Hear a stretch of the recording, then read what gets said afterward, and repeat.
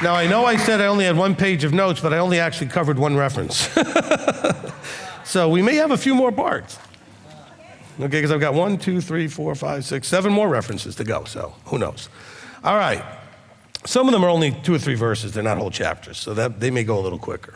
All right, so this is the Afterburn. This is where you get to come up with your questions and have comments or whatever about what we just received here, what the teaching was. And so if you're online, you can start typing those things in. The Shamish team will make note of those things, as I've got Shamish Kurt and Shamish Rob back there.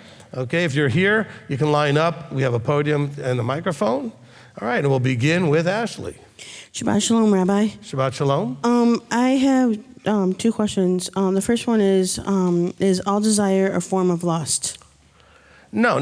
The thing, well, it's another way of using the word lust, okay? But the thing is, we normally think of lust as being a negative thing. So it's a desire that would end up being negative. We would call that desire lust. Desire, though, is you can have good desires. You desire the kingdom.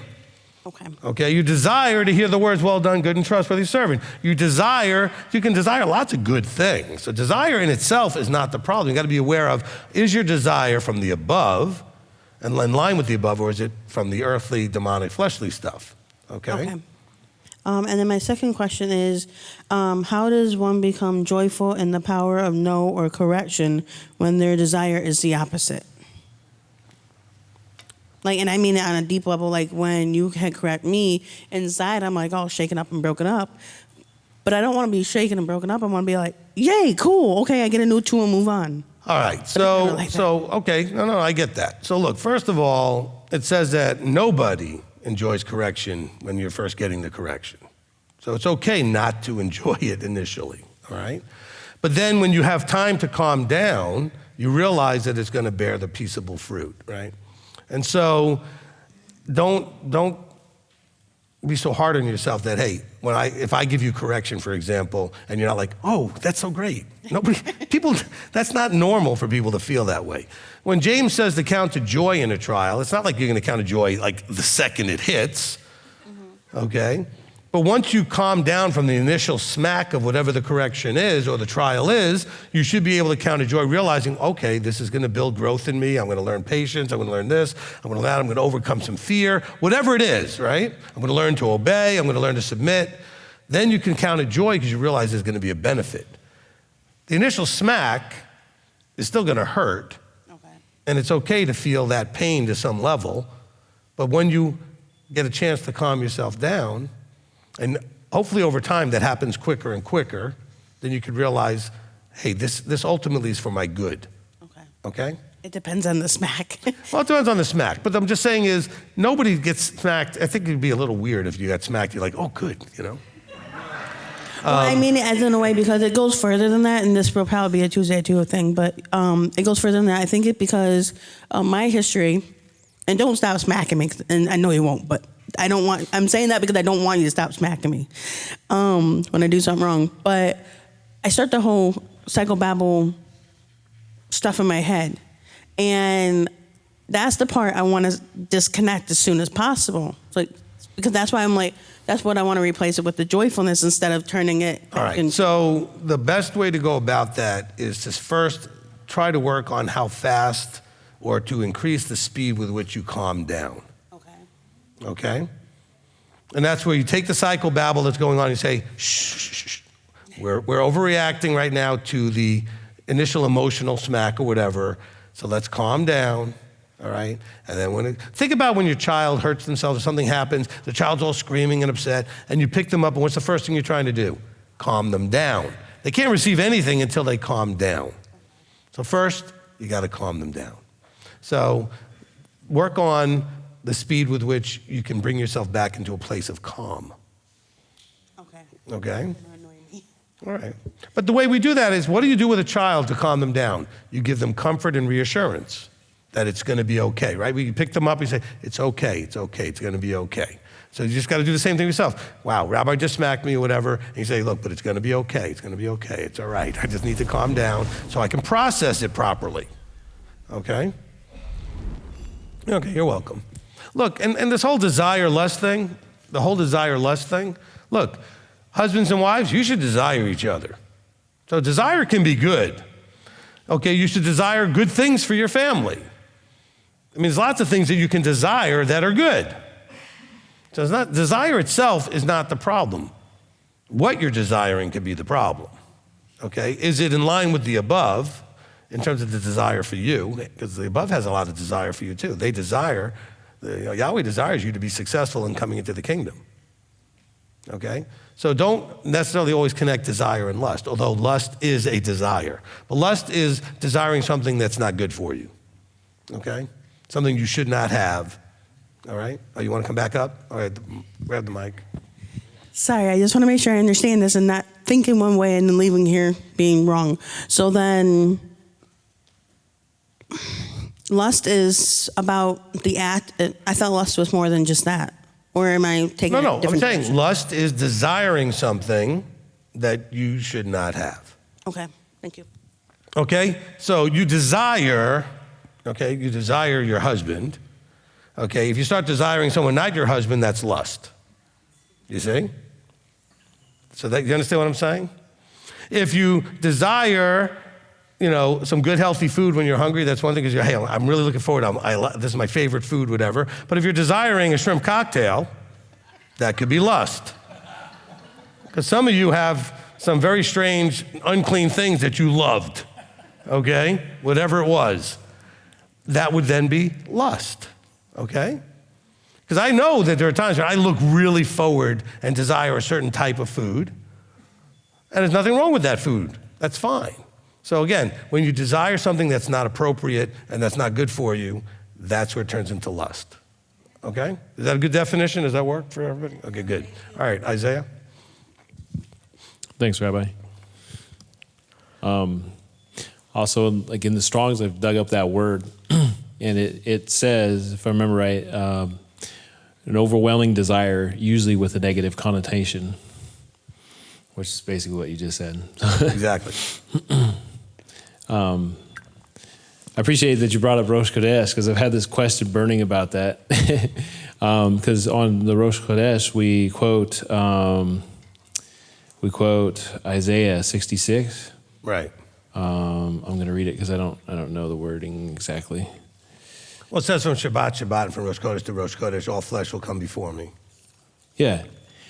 So, and I know and understand, I receive your instruction already that it is not a Shabbat.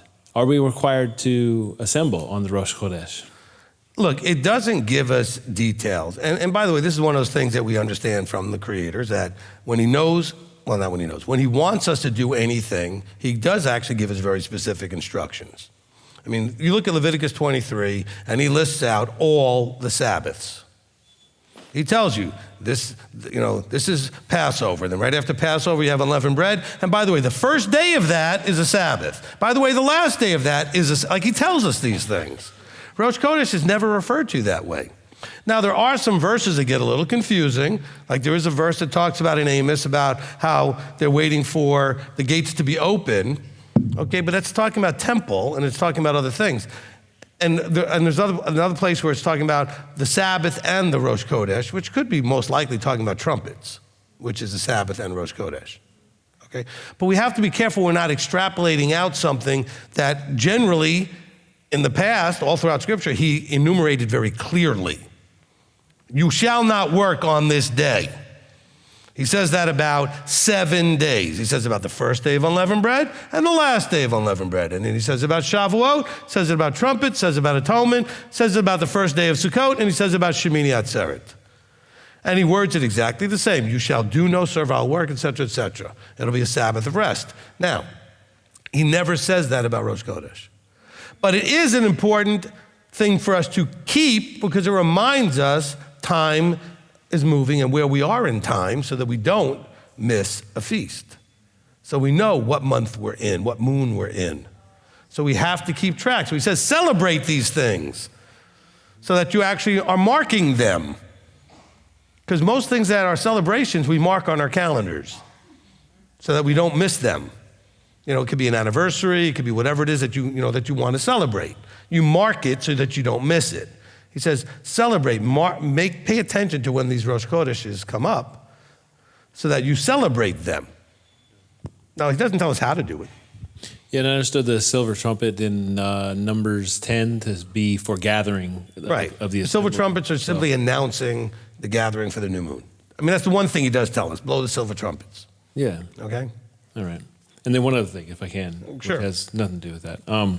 You were speaking on the power of the tongue and taming the power of the tongue, and connected that to desire.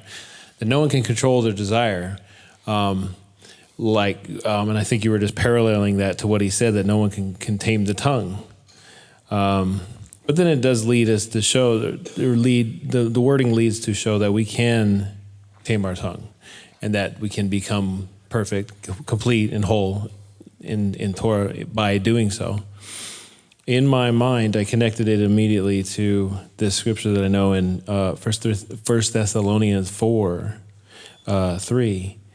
It's about through 7, but it says, "For this is the desire of Elohim, your set apartness, that you should abstain from whoring, that each one of you should know how to possess his own vessel and set apartness and respect." That verse 4 there.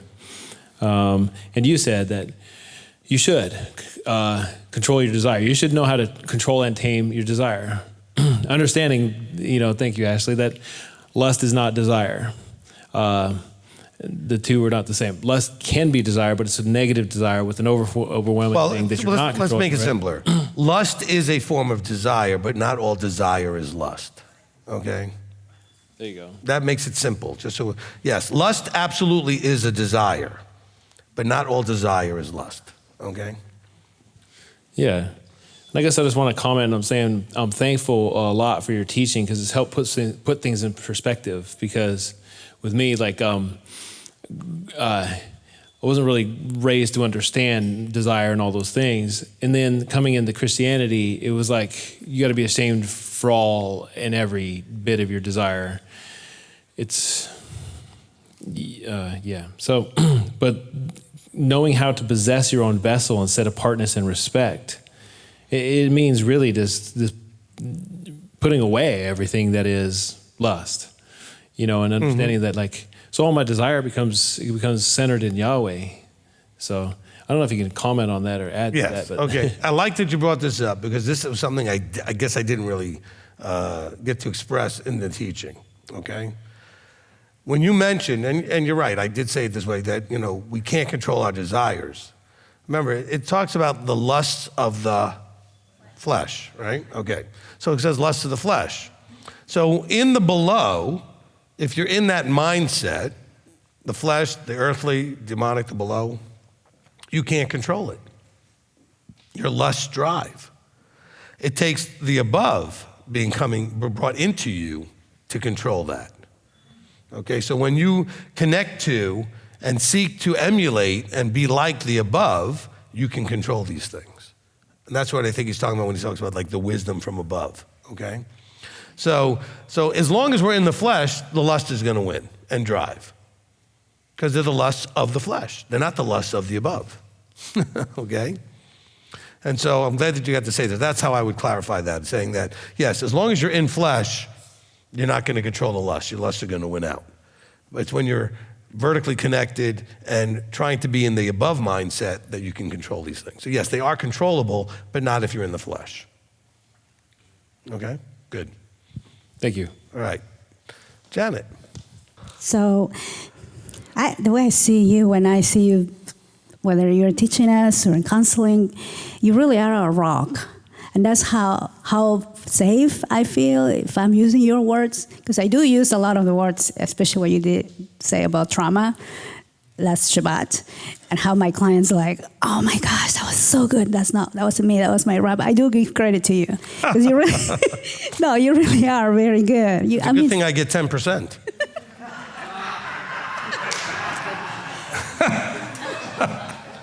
Yes, gladly and more, because I get so much from it, I don't understand 50% only tithing. I just don't get that. That's a different topic, right? But I do have a question about, actually, I connected what you said about ready to receive, right, to that passage from Yeshua from Matthew when he was saying, that, I truly say, unless you turn and become as little children, right, you shall by no means enter into the reign of the heavens. And so you said something about being a teacher and how you don't take it. So you have that responsibility, and there's no fear, but you have the reverence because you have, we're going to follow what you're going to say, right, if we receive it. So when I'm upstairs, I have that some level of fear because the children, like it says here, they really are ready to receive. Right, and so for people watching, so when you say you're upstairs, when you're working with our children's program is upstairs. Yes. Okay. So the children are ready to receive, so I have this tremendous responsibility. But I'm glad that we have an awesome program. Everything is aligned to what you're saying. And if I don't have an answer, I will say, that's an answer for Rabbi. That's way here, and wish you could come once and answer all their questions because I have a lot of questions. But I do have that level of fear when I'm there. Is that a good fear? Because you say that we need to overcome fear. Totally. Okay. All right. Now. Okay, so remember, there's a fear like being afraid of something as opposed to an awe and reverence for a situation and recognizing the level of responsibility. Yes. Okay, so I'm always aware when I counsel, when I teach, that there's a responsibility that I need to have a reverence for, that if I say it and I expect you to do it and you expect to get the word from him through me, I've got to really be aware of that always, okay? And I know Elder feels that way, I know Rabbi Tom feels that way when they share things, that they're doing the best they can. Of course, they have an added layer. They try to think about, okay, what would Rabbi say and what has he taught about this? Because that's kind of the structure, right? And then if they're not sure what to do, then they pass it to me, okay? And so that's kind of the way it should work. But it's not, I don't want it to be like a fear, like, but it's not an anxiety either. It's just an awareness of having respect for the level of responsibility. Yes. Okay? Yeah. And so my question is about discipleship, Okay. tied to this whole ready to receive, ready to obey, don't argue with. So discipleship is beyond just listening to you, if I'm understanding correctly, is actually seeking counsel, following counsel, is trying to not just assume that you know something, but come with the questions to make sure that the teacher is clarifying or giving the right ruling or whatever, right understanding of what we're reading. Can you expand on what discipleship looks like for us practically, like here, like up at Shalom? Thank you. Okay, so a lot of people do ask, from time to time about wanting to be discipled, okay? Now, of course, in Yeshua's day, this would be something where people would live together and they travel around and, they all were with him all the time. And they would learn as he instructed. They would also learn by watching him, okay? And seeing how he handled different things. Elders getting the closest thing to a discipleship because he's with me more than anybody and hears what I say and answers sees how I handle different things, and that's a discipling type of thing, okay? But for the rest of you, with modern technology, the teachings are discipling tools. What makes it discipling or not is whether or not you're ready to obey. Are you ready to receive? See, if it's just information, you're not being discipled. It's like sitting in a classroom, some teacher's talking, and you're like, all right, whatever, okay? And you're gonna learn the subject to pass the test or whatever the course is. But if you're actually listening to that teacher as an Ephesians 4:11 teacher, and you are ready to receive, then you are likely being discipled in a more modern sort of sense with the technology we have today, because now it's not practical. He only walked around with 12 guys. There's thousands of you, right? Now, he did talk to thousands when he would sit at times and, do things like the Sermon on the Mount, etc. But generally, he discipled just the small group. We can actually, with technology, disciple a whole lot more frequently. Part of that is the teachings. The other part, like you said, and I also mentioned with elders, that the counseling and watching and seeing how I handle different things. Also, a lot of this Q&A stuff, the Zoom sessions when we do the zones, is very much a discipleship, potentially, type of opportunity. It's potentially a discipleship thing, because if you're paying attention and watching how the teacher is handling people's questions, people's situations, and what they're doing. This is a discipling type of thing. Then, of course, what do disciples always get to do? They got to ask Yeshua questions. So you get to ask me questions. So again, this does fulfill a lot of the functional things of discipleship. So what makes the difference? And I don't think I've ever said it this way before, so pay attention. How you receive. Okay? Otherwise, you're just somebody listening to teachings. But if you're someone listening to teachings and you're receiving without arguing, without fighting, then you're discipling. Okay?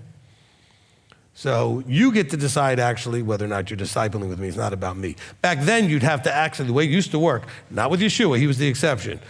The way it worked with everybody else, because people would disciple in terms of fishing or carpentry or anything. You could disciple, it really was a mentorship thing, right? Is basically you would go up to somebody and say, I would love to disciple with you. Would you be my teacher? And that person didn't have to take you. And if they did, then they were agreeing to this relationship where I'm now responsible to make sure that I've given you everything I can in this thing we're discipling about, and you're responsible to receive. That's the contract. Yeshua was different. He went and picked his guys. Okay, they didn't pick him, he picked them. But in all other situations, it would work the other way. So people have come to me and asked me to disciple them. I said, I don't have the ability or time to do it in a Yeshua-like manner, to have people be here. Some of you think, well, I'm going to move there and Rabbi will be able to. I don't have time for that. You can move here and you'll get to spend more time than maybe you wouldn't otherwise. And you get to see me during the oneg and other situations and watch how I deal with people. But also, you'll get to sit with me and ask questions and have the counselings and stuff. But really, the teachings would be primary. I mean, Yeshua wanted them when he sent them out at the end of Matthew to go and teach what he taught them. And so, if you take the teachings that come from me that way, then you could be discipling with me. Because people ask me about discipleship. I said, if I had a formal program, you know what I would first do? I'd make you listen to all the teachings. I'd make you listen to all the teachings if I had a formal program. Because that's the main point, is that you understand what I have been given to give to people to understand.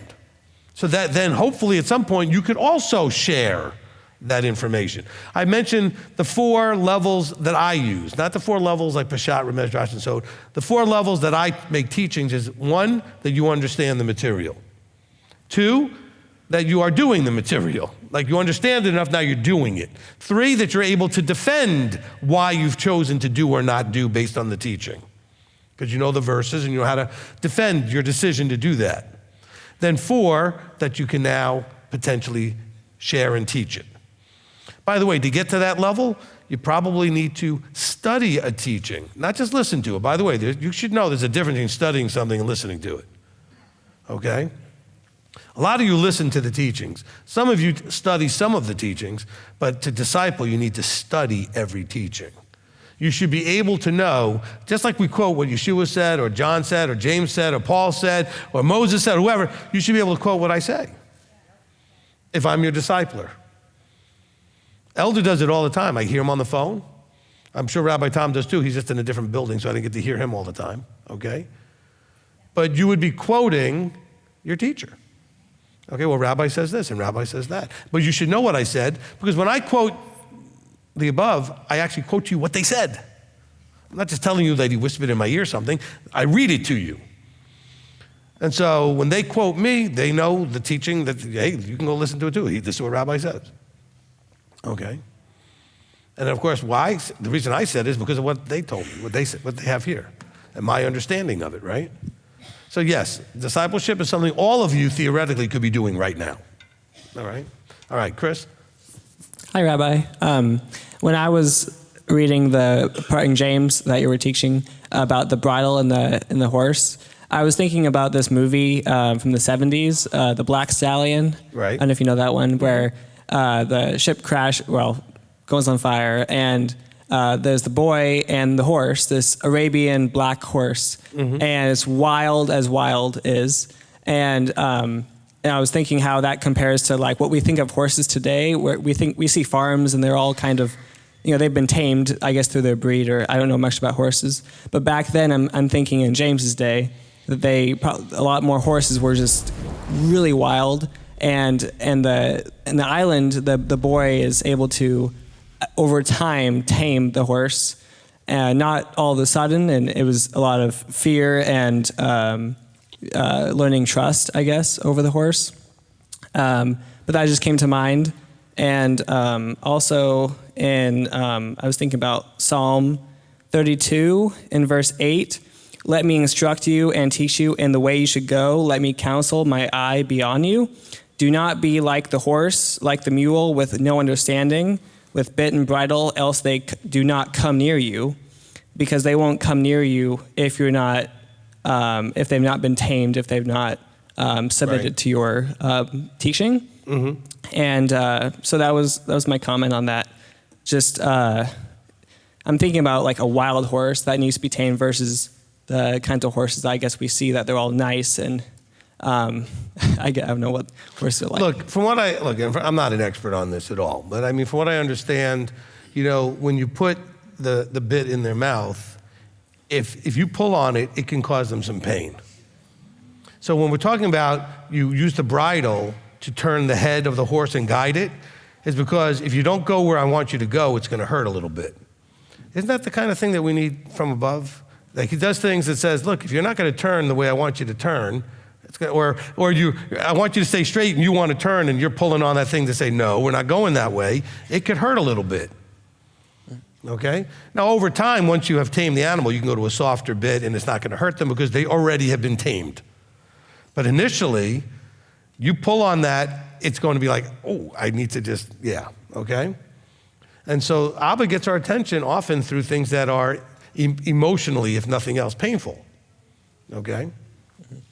Yeah, and I think that really fits in with what James is talking about with teachers and leadership throughout the whole chapter.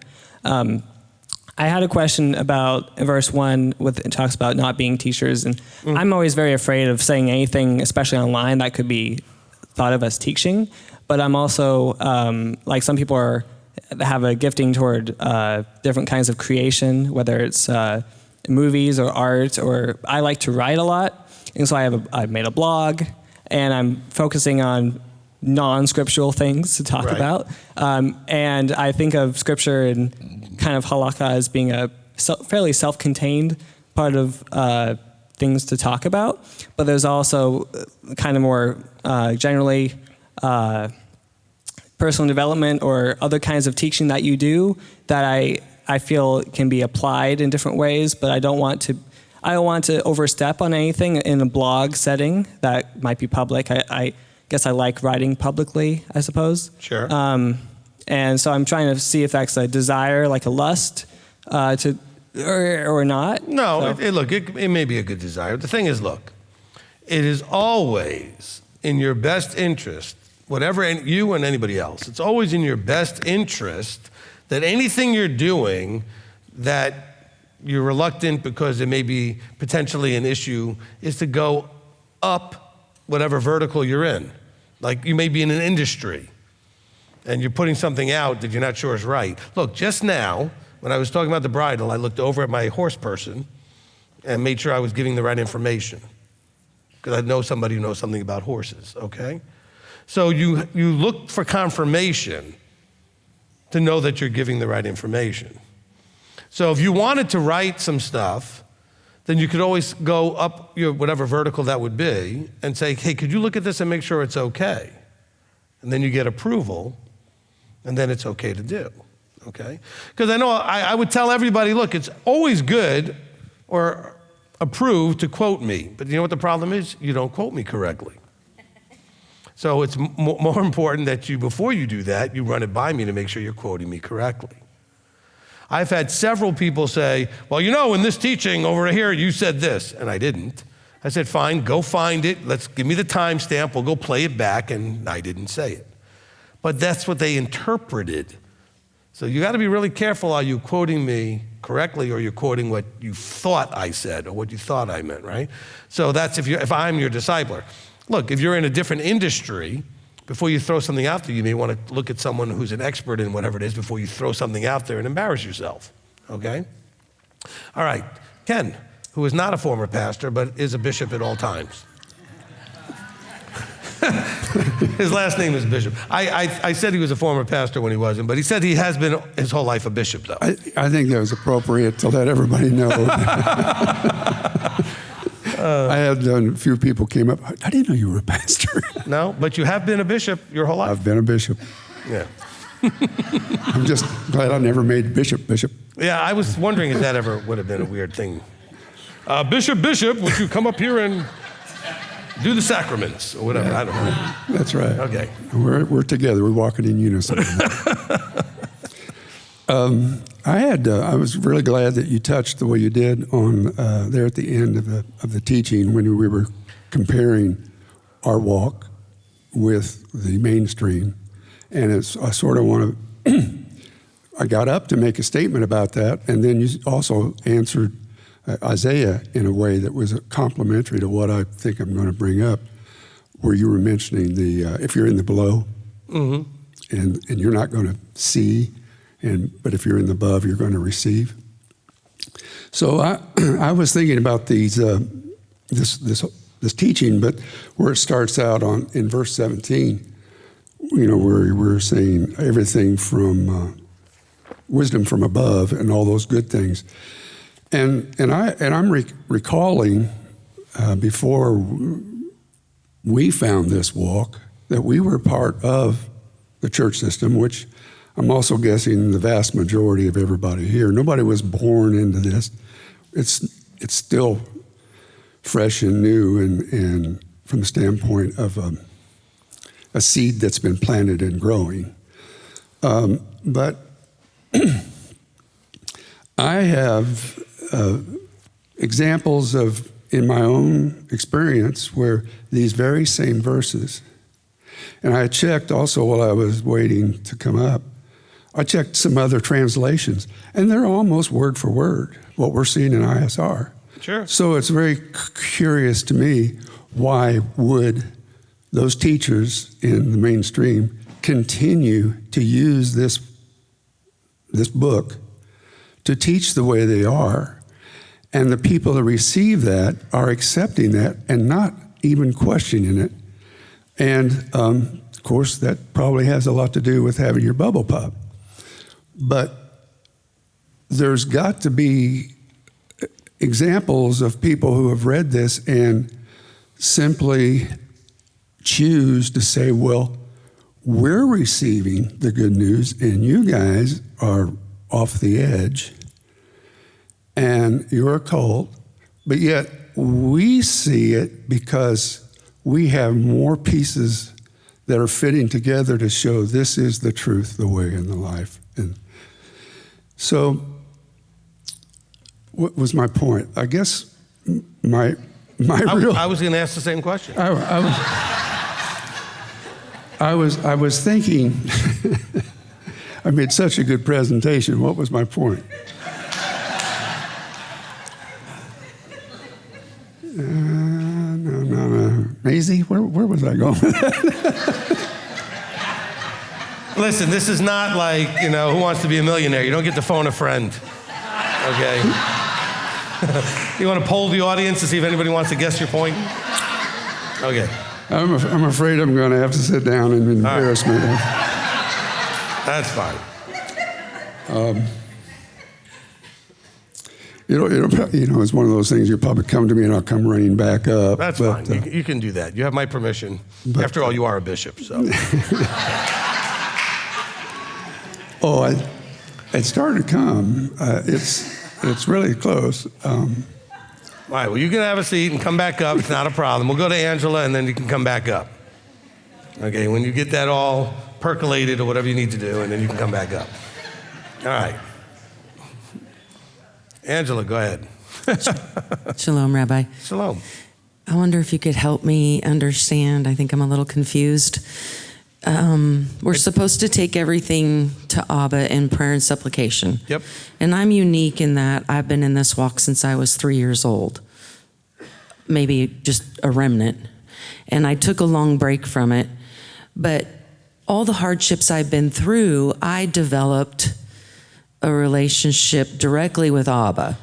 And so I go to him anytime, all the time, over everything. but we're supposed to come to you also. So where's that line for me? Because he does talk to me. He has helped me with a lot of things directly.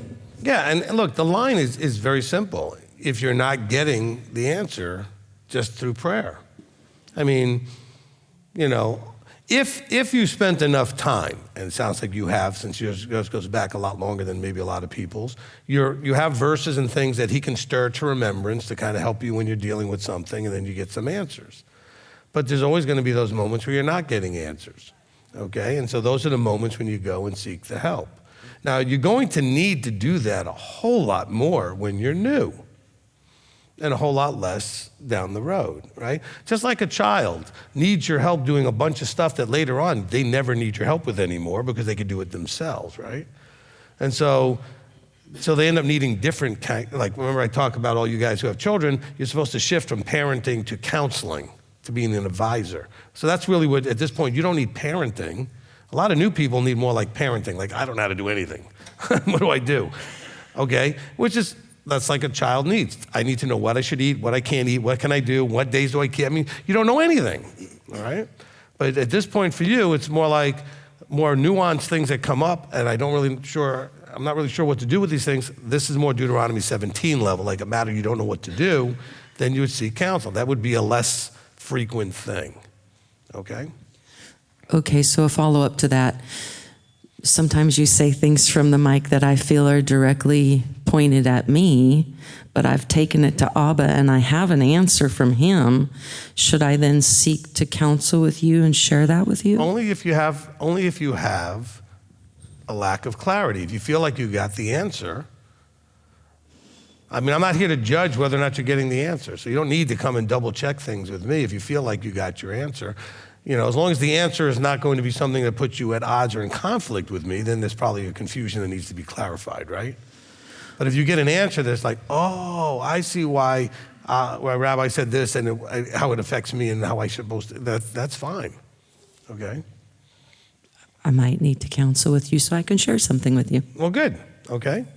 Yeah, I mean, because sometimes things, and by the way, nothing's directed at anybody. Although he's directing things, he knows which ones of you really need to hear different pieces of whatever comes out.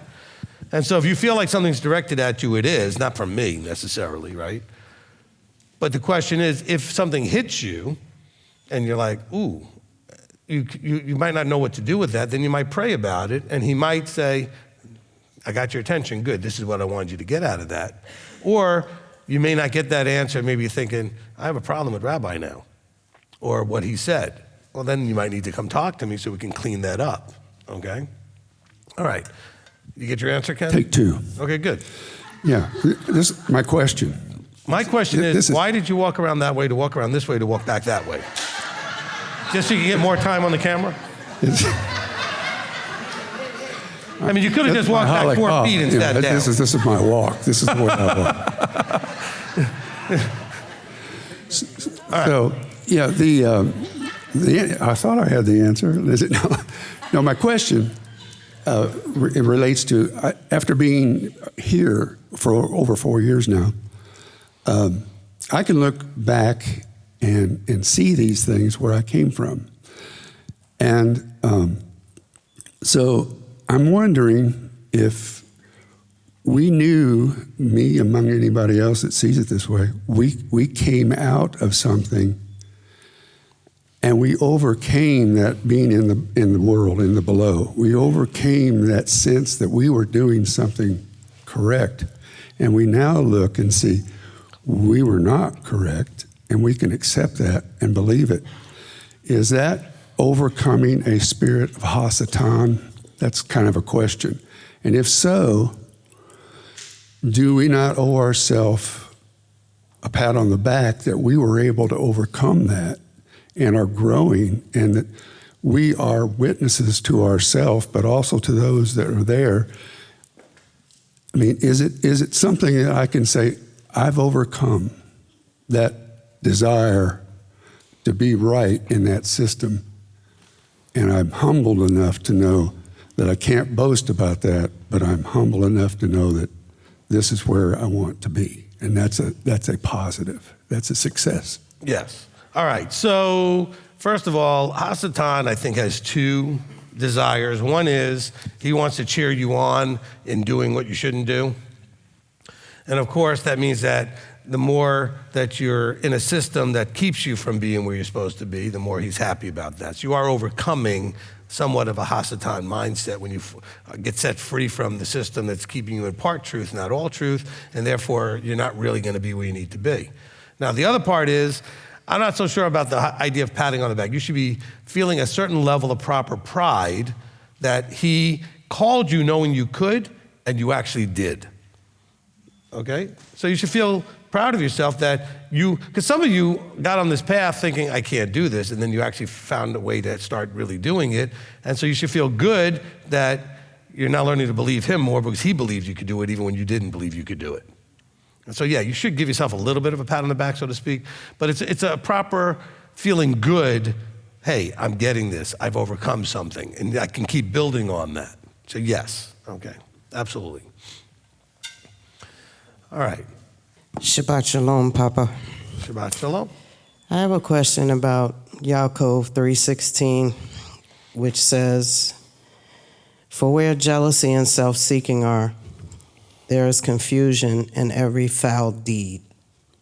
Would it be fair to say that an overabundance of fear and doubt can lead to those things, like they would be emotional drivers? Well, okay, yeah, absolutely, okay? I mean, look, jealousy, what does jealousy come from? A fear that someone has something that you don't have, or has something you want, or is getting some attention that you think you should. So it's a fear that you're not, it's not just jealousy, well, they have it, I don't. There's also this fear that you're not gonna get it, that you should get it. And so you're afraid you'll never have it because somebody else stole it or got it when you should have, whatever. There's a fear under there, possibly, absolutely, okay? And then as far as the self-seeking, again, a lot of times the self-seeking is to overcome or compensate for fear or for insecurity, more insecurity, which is a type of fear, okay? Thank you. You're welcome. All right, live stream. You have 3 minutes. All right, Shamish Gary has a question. James 3:61. I think we view this 61, there's no verse 61. Okay. It? Maybe it's 16, maybe I got backwards. Yeah. It was as a text. Well, go ahead. Read the rest of it and I'll All right, so I think we view this as just an individual. However, since the context is about teachers, would this be referring to the defiling of the body as in the body of Messiah? Hence the double judgment on teachers. Yes. 3:6, what it is. It was from 3:6. All right, so among our members, the tongue is set, and the one defiling the entire body, yes. Yeah, that interpretation is fine. Okay? So my answer is yes. Okay. From Abraham Nixon, he says, Shalom, Rabbi, if I'm asked about tzitzit, not working on a Shabbat, etc., and my answers lead to more questions, where's the line between a conversation and teaching? I don't want to step into the wrong role. Okay, so again, sharing information, just got to be clear, as long as it's just simple, straightforward, or you know that you're accurately quoting something, okay, that's sharing information. It's not necessarily teaching. If the person's starting to argue with you and you're starting to make a case back and forth, you could be stepping into that, but just, again, it's not that you shouldn't answer any questions, okay? But you gotta just be very clear in your own emotional state to know, I have to be really confident that the information I'm sharing is correct, that I'm quoting the book correctly, or I'm quoting Rabbi correctly, doing something that I'm confident is actually correct. Okay? So someone asks you about your tzitzit. Let's say they're asking, like, why do you wear them? And if you say, look, in Numbers 15, verse 37, the next couple of verses, it says, that we're to wear these tzitzit to remind us to keep the commandments. Well, that's accurate, and you can pull up the verse or whatever. That's fine. You could also mention, by the way, the woman with the issue of blood in Matthew 9, which she also reached out for Yeshua's tzitzit. Okay, well, there you go.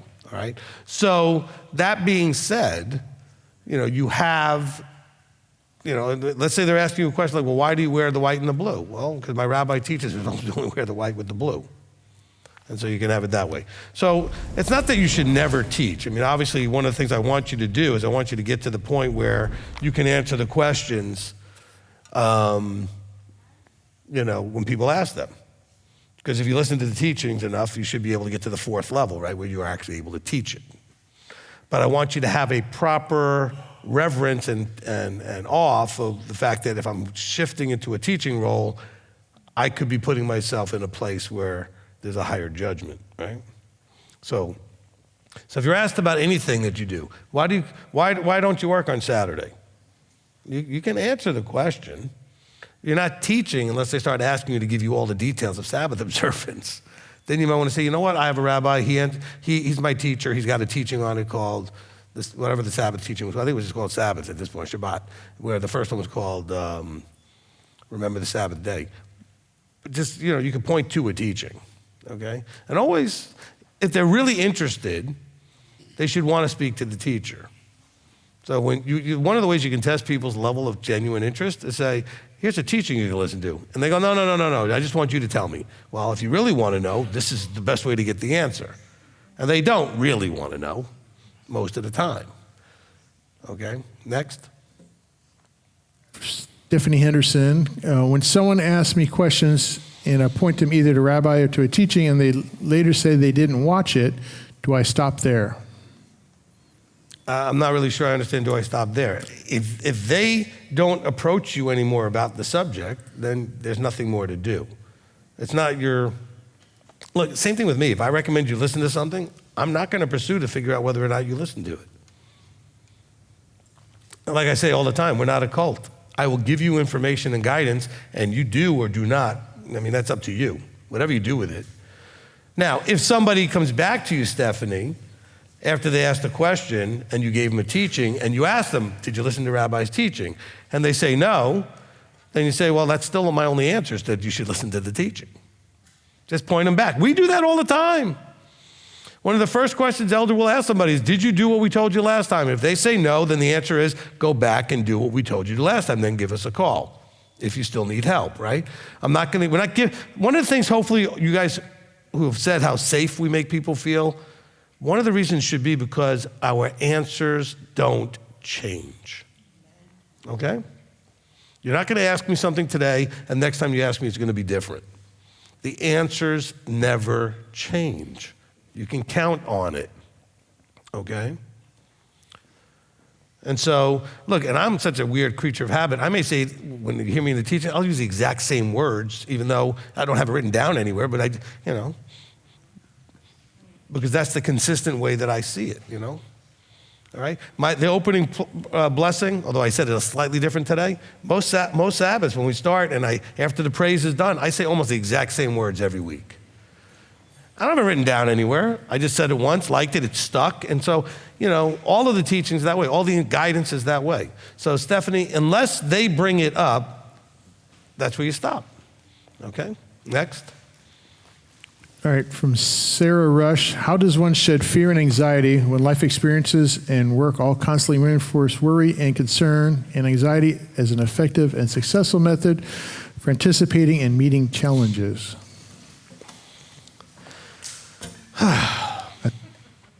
No, listen, I'm only making that sort of sigh because I find the fear, anxiety questions the hardest for me to answer because I don't do that, right? So I can't relate. So I'm not judging or I'm not trying to be condescending. I really wish I knew better how to help you with this because I don't play in that park, so to speak, okay? I don't play in that playground.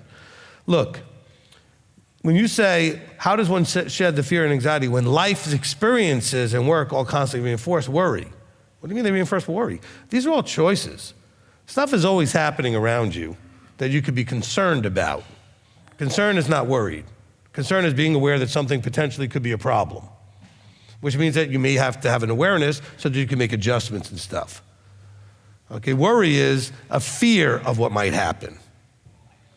A concern is, I'm concerned something might happen, which means I may have to be doing certain things to be prepared in case it does. Worry is a fear of it happening. Anxiety is a fear of something that hasn't happened yet happening, okay, or not happening. It could be either one. You can have anxiety about something not happening, right? Like not getting a promotion, not getting a raise, not getting something, right? And so when you want to know, how do you shed the fear? I hate to say it as simply as this. Just let it go. We'll have Agnes sing the song for you. Let it go, all right? You have to stop worrying and listen to the teaching fear of Yahweh as many times as you need to. Because if you can understand that's the only fear you're supposed to have and you won't be afraid of anything else again, that teaching is designed to fix this, okay? But when you say something about these things as being an effective and successful method for anticipating and meeting challenges, no. Anxiety and fear are not successful methods for anticipating and meeting challenges. Awareness and having concern is effective, okay? If I'm listening to a weird sound in my car, I may have a concern that something's happening with whatever it is, whatever I think the sound is. Like say it sounds like the brakes maybe. I have a concern the brakes may be going. So that concern is nothing to be afraid of. I just may bring it to the mechanic and ask him to check it. So I have a concern that something may adversely happen, right? An adverse thing may happen. It's a concern. I mean, I'm actually aware and want it not to happen or want to mitigate it in some way, so I'm going to take some action. So yes, concern is an effective way to anticipate and then meet challenges. Fear is a terrible way to do that. Anxiety, these are all things that will disempower any way to meet the challenges, okay? All right? You have a job situation. You find out that the company's not doing so well and they're laying off some people. Guess what? You should be concerned that you're going to lose your job. Concerned, not afraid, not worried, no anxiety, but that concern should lead you to look for a plan B because there's a chance you're going to lose your job. I mean, you can see the writing on the wall. And so once you can see that, you should be concerned, which it should motivate you to do something to meet the challenge, to mitigate the problem. But you need to see the difference between being aware of something which causes a concern, okay? In other words, I'm now thinking, I could lose my job. I'm not afraid of that. I just need to start doing the things necessary to prepare for that. Or I could be like, oh my gosh, what am I gonna do? I'm gonna lose my job and then I won't be able to pay my bills and blah, blah. Okay. Or you could roll into a ball and suck your thumb, right? In a fetal position or something. I mean, the cure to these things is don't be afraid, no anxiety. Just be aware and make adjustments. Be aware and make adjustments. Okay? All right. Okay. Anything else? I'll give one more here. From Joan Jordan. If no man can tame his tongue, and you're equating it to thoughts and desires, how can man cast down vain imagination and transform his own mind? All right, I've covered this on a lot of teachings in different places. When we understand how thoughts work and then they connect to emotion and how those emotions then lead to manifest into actions and those kind of things. It all starts with you being, and I haven't said this in a long time, hyper-vigilant awareness of yourself. You have to have hyper-vigilant awareness of yourself, which includes what are you thinking and what are you feeling, all right? So then you may have imaginations. You may have vain imaginations. You may have very creative imaginations. You may have just entertaining imagination, okay? But you have to be aware of what are your thoughts and your emotions going to manifest into action. Is it an action that you want to be manifested? Because when we start taking actions on a regular basis, they become what we call a habit. And the habits turn into a destiny, okay? They take you somewhere. You end up somewhere in life based on your habits. And so, when I say that no man can tame his tongue, you can't tame the tongue in the flesh. But if you connect with the above, which is the wisdom I'm giving you right now, is if you're hyper aware of how you're thinking and feeling, you can tame the lusts and the desires, which is the idea of taming the tongue, okay? So it's not that you can't tame the tongue. The flesh can't tame the tongue. If you're in the flesh, in the below, in the earthly, because that part doesn't want to tame the tongue. It's just lashing out all over the place, all right? By the way, this is like why so many of you refuse to submit to my guidance to not text, post, or any of those things when you're in a negative emotional space. But see, you're in the flesh at that moment. And so you're not taming the tongue, in which case the tongue is actually you typing it out. All right, you're not actually speaking, but you're speaking through texting. But you will not receive that. So many of you come to us and you're all kinds of trouble because you sent a post or a text that you shouldn't have sent because you were mad and your feelings were hurt or whatever it was. See, that's a flesh moment, and you are not able to tame things in a flesh moment. You have to shift to an above thinking. You're in the flesh, you're all upset, then you have to reconnect to the above, which is what I told Ashley, go calm down. And then so never post when you're upset. Never text anybody when you're upset. Calm down first. Don't call people when you're upset. Okay? You don't do things that could really get you in trouble when you're upset. You got to calm down first. Because then you may regret, or then you may be able to adjust and not do something you may regret later. Because now that you're calm, you may say, I'm glad I didn't send that text. I'm glad I didn't make that phone call. Because maybe when you calm down, you realize you either misinterpreted what happened, or you realize maybe you were at fault, or you realize if you'd done and blasted the person, whatever you wanted to do, it may have done more damage than really was what you wanted to do at that point, right? Okay? So the man is not able to tame the tongue only while man is in the flesh, meaning flesh thinking. I'm not saying like we're human, okay? But if we can connect vertically, which means we must have the peace, the calm, the compassion, all the things that were in verse 17, right? James 3:17.